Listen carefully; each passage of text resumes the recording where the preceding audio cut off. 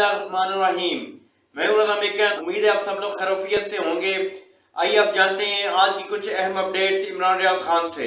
मोदी से पाकिस्तान का वजूद बर्दाश्त नहीं हो रहा, जबकि इमरान खान जो है वो पाकिस्तानियों को उनका हक दिलाना चाहता है। तो मोदी चलेगा पाकिस्तान के टीवी पे, इमरान खान नहीं चलेगा। मोदी पाकिस्तानियों की आज़ादी के खिलाफ है, जबकि इमरान खान पाकिस्तानियों को हकीकी आज़ादी दिलाने के लिए जेल में बैठा है। तो मोदी चलेगा पाकिस्तान के टीवी पे, इमरान खान नहीं चलेगा। ये जो फैसला साथ है ना, उन्हें सोचना पड़ेगा कि क्या वो पाकिस्तान के हक में ठीक फैसले कर रहे हैं। और इस वक्त ये जो कुछ भी हो रहा है ना इंडिया और पाकिस्तान के बीच में, इसमें जितने समझदार लोग हैं वो ये कह रहे हैं कोई जंग नहीं होनी। वो इस सारे को नूरा कुश्ती कह रहे हैं कि भारत ने अपना कोई किसी बहाने, उन्होंने सिंध ताश का मुआहदा मुअत्तल करके अपने नए प्रोजेक्ट की लॉन्चिंग करनी थी और उन्होंने पाकिस्तान का पानी रोकने की तरफ जाना था। और पाकिस्तान को इसमें वो कह रहे हैं जी फायदा हो रहा है। कुछ लोग ये कह रहे हैं कि नंबर एक, मोदी को मकबूलियत मिल जाएगी इंडिया में, और पाकिस्तान के अंदर जो फौज और अवाम के अंदर दूरियां हैं वो शायद इससे कम हो जाएंगी। आसिम मुनीर साहब की इमेज बिल्डिंग हो जाएगी ये जंग जैसी सूरत हाल में। लेकिन जितने सियाने लोग हैं वो कहते हैं जी जंग कोई नहीं होनी, जंग नहीं होनी। और जंग इसलिए नहीं होनी कि छोटी लड़ाई इंडिया को वारा नहीं खाती और बड़ी लंबी लड़ाई पाकिस्तान को वारा नहीं खाती। और इंडिया छोटी लड़ाई करेगा नहीं, वो लंबा लेकर जाना चाहेगा। और पाकिस्तान के साथ लंबी लड़ाई ले जाएंगे तो पाकिस्तान के पास फिर एक ही हथियार बचता है बाद में। तो इंडिया वो रिस्क ले नहीं सकता, दुनिया ले नहीं सकती। तो ये बड़े अजीबोगरीब सिचुएशन है। दोनों एटमी मुल्क हैं, जब तक पाकिस्तान के पास एटम बम है तब तक तो ये नहीं हो सकता। अब आर्मी चीफ साहब की जो इमेज बिल्डिंग है वो कैसे होगी, इसके बारे में मैं आपको एक चीज दिखाता हूं।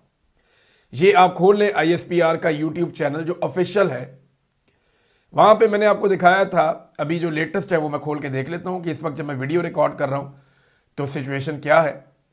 15 घंटे गुजर चुके हैं नाज़रीन, और 15 घंटों में 43,000 लोगों ने सिर्फ ये नगमा सुना है जो ISPR ने जारी किया है। आर्मी चीफ के नारे से ये नगमा शुरू होता है, पाकिस्तान हमेशा जिंदाबाद। लेकिन 43,000 लोगों ने देखा, कुछ भी नहीं है, पीनट है, कुछ भी नहीं है। दावा करते हैं कौम हमारे साथ खड़ी है, बार बार ये कहते हैं पूरी कौम जो है वो शाना बशाना खड़ी है। देखिए अगर कौम साथ खड़ी है तो 15 घंटों में 15 मिलियन लोग तो देख ही लेते हैं ना। 25 करोड़ लोगों का मुल्क है, कोई 12-15 करोड़ लोग जो हैं वो इंटरनेट सिंपली इस्तेमाल करते हैं। तो उन 12-15 करोड़ लोगों में से अगर साथ खड़े हैं तो 10 करोड़ लोग तो देख ही लेते, लेकिन नहीं देखा। 100 मिलियन पीपल, इतने लोग तो देखना चाहिए था ना, लेकिन उन्होंने नहीं देखा। और 15 घंटों में सिर्फ 43,000, यानी 3,000 आदमी भी नहीं देख रहा एक घंटे में। यह है जनाब इस वक्त मकबूलियत का आलम। जबकि आर्मी चीफ की जो तकरीर, जिसका बड़ा रुला पड़ा हुआ है पाकिस्तान में, ये तकरीर लगे हुए 10 दिन हो गए इस वक्त ISPR के अपने यूट्यूब चैनल पे।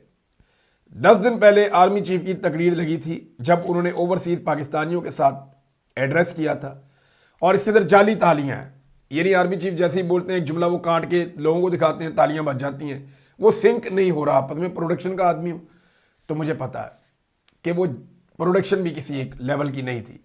कोई अच्छी प्रोडक्शन कंपनी ने हायर करनी चाहिए ताकि वो जाली ना लगे। बहरहाल आर्मी चीफ ने तकरीर की, वो उठा के इन्होंने लगा दी ISPR ने। 10 दिन हो गए हैं, सिर्फ 30,000 लोगों ने देखा है। 30,000 आर्मी चीफ है पाकिस्तान के। तो लोग जो है वो नाराज है। उसकी वजह यह है अब आपने लोगों का हक छीना है, आपने लोगों का मैंडेट छीना है, और उन लोगों को लाकर मुसल्लत किया है जिन्हें लोगों ने मुस्तरद कर दिया था। अब अगर कौम साथ खड़ी है, ये तो दूर की बात है, कौम बैठ के आपका यूट्यूब चैनल नहीं देख रही, बैठ के साथ नहीं दे रही कि वहां पे बैठ के वो नगमा सुन लें या कोई तकरीर सुन लें, तो लोगों का जो फैसला बदला गया, उनका जो मैंडेट चोरी किया गया, ये जो डाका डाला गया, उसकी वजह से लोग नाराज हैं और ये नाराजगी बढ़ती चली जा रही है। नाज़रीन इसमें एक चीज और है, ये बड़ी इंटरेस्टिंग है। नाज़रीन इमरान खान ने जब जब इंडिया पे तनकीद की, नरेंद्र मोदी पे तनकीद की, तो RSS का नाम लिया, नरेंद्र मोदी का नाम लिया, उनकी आइडियोलॉजी का नाम लिया, और खुलकर इमरान खान साहब ने अपने ख्यालात का इजहार किया। लेकिन इस वक्त पाकिस्तान के जो हुक्मरान हैं वो नरेंद्र मोदी का नाम लेने से घबराते हैं, डरते हैं। ना नवाज शरीफ नरेंद्र मोदी का नाम ले सकते हैं, ना शहबाज शरीफ ले सकते हैं, ना मरीम नवाज ले रही हैं। तो इनमें से ये सब लोग घबराए हुए हैं, डरे हुए हैं, कोई भी नरेंद्र मोदी साहब का नाम नहीं ले रहा, जबकि इमरान खान साहब खुला कर ये करते थे। अब पाकिस्तान की मिलिट्री एस्टेब्लिशमेंट ने एक ऐसी हुकूमत बना दी है जो खुल के उनको भी सपोर्ट नहीं कर पा रहे, और मामला जो है वो गोलमोल किया हुआ सारा का सारा। नवाज शरीफ साहब से सवालात किए जाते हैं नरेंद्र मोदी के बारे में, और नवाज शरीफ साहब जवाब देने से कतराते रहते हैं। असल लड़ाई जो लगी हुई है ना इस वक्त, पता नहीं मैदान में लड़ाई होनी है या नहीं होनी, लेकिन जो असल लड़ाई लगी हुई है वो पाकिस्तान और इंडिया के मीडिया में लगी हुई है, और एक मीडिया वॉर चल रही है। और इसमें कम से कम जो है वो पाकिस्तानी कौम को कोई दिलचस्पी नहीं है। इंडिया वाले तो है, वो इतना बड़ा मुल्क है, उनकी भी दिलचस्पी जो है वो माइनर सी है, लेकिन पाकिस्तानी कौम की मैंने देखा कोई दिलचस्पी नहीं है इस मीडिया वॉर के अंदर। और झूठी और सच्ची चीज़ें इकट्ठी करके एक दूसरे के खिलाफ प्रोपेगेंडा किया जा रहा है, एक दूसरे की फौज को, एक दूसरे की हुकूमत को गंदा किया जा रहा है, और दोनों तरफ का मीडिया जो है वो ये गंदे काम कर रहा है। दोनों तरफ का मीडिया कर रहा है, कोई मीडिया सही बात बताने को तैयार नहीं है, बहुत कम जगहों से दुरुस्त बात रिपोर्ट हो रही है नाज़रीन। लेकिन जो असल हकीकत है, जो बहुत बड़ी खबर है, वो बेनकाब की है मोहसिन नकवी साहब ने, और वो वाहिद शख्सियत है जो पहुंचे हैं असल मामले पर कि भारत चाहता क्या है और भारत ने ये सब कुछ क्यों किया है, जिसे फॉल्स फ्लैग ऑपरेशन कहा जा रहा है। मोहसिन नकवी साहब का कहना है कि पाकिस्तान की मुआशी तरक्की भारत से हजम नहीं हो रही। For God sake, Mohsin Naqvi साहब, आपको पता भी है कि मुआशी तरक्की होती क्या है? क्या आप जानते हैं कि भारत मईशत के मैदान में आज कहां खड़ा है? आपकी टोटल एक्सपोर्ट्स इतनी नहीं है जितनी भारत एक चीज में कर देता है, बाकी सब तो अलग है। भारत 200 अरब डॉलर की सिर्फ आईटी की एक्सपोर्ट्स कर रहा है, और आप टोटल 30-35 के आसपास लगे फिरते हैं। यानी वो आपसे 6-7 गुना ज्यादा उसकी सिर्फ एक शोबे की एक्सपोर्ट है। भारत बहुत आगे निकल गया पाकिस्तान से मईशत के मैदान में। पाकिस्तान की तरक्की बर्दाश्त नहीं हो रही मईशत के मैदान में, और मईशत का बेड़ा गर्क करके रख दिया है। अभी चाइना से आपने दोबारा कर्जा मांगा, कर्जा मांग के कौन सी मईशत चलती है?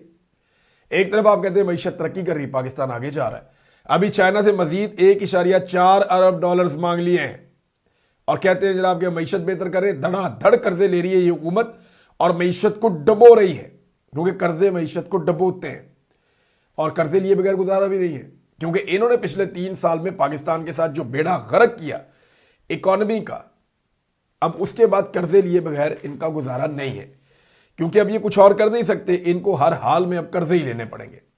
मियां जावेद लतीफ साहब ने भी बड़ा जबरदस्त स्टेटमेंट दिया, और मियां जावेद लतीफ साहब की हिम्मत को आपको दाद भी देनी पड़ेगी। उन्होंने कहा कि लाखों फौजियों का एक सिपा सलार है, और करोड़ों नौजवानों का सिपा सलार नवाज शरीफ है।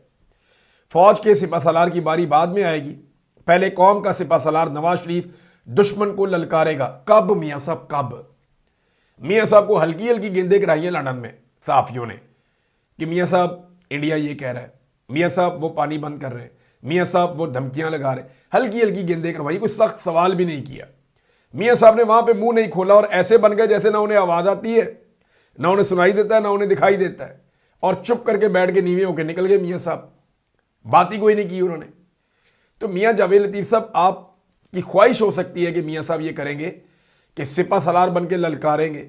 अगर वो करोड़ों नौजवानों के सिपा सलार होते तो क्या यास्मीन राशिद साहिबा को कैंसर के बावजूद उन्हें ऑक्सीजन लगती है रोजाना रात को, 70 साल से ज्यादा उनकी उम्र है, नवाज शरीफ को उन्हें जेल में रखना पड़ता, नवाज शरीफ की बेटी को उन्हें जेल में रखना पड़ता कि ये बाहर आएंगी तो हमें एक्सपोज कर देंगी, क्योंकि उन्होंने नवाज शरीफ को शिकस्त दी, और बदतरीन शिकस्त दी है। नवाज शरीफ ने जितने वोट लिए उससे दुगने वोट उन्होंने लिए। तो नाजरीन, ये थी आज की अहम अपडेट्स। इसी के साथ अपने मेजबान रजा मेकर को इजाजत दीजिए। अल्लाह हाफिज।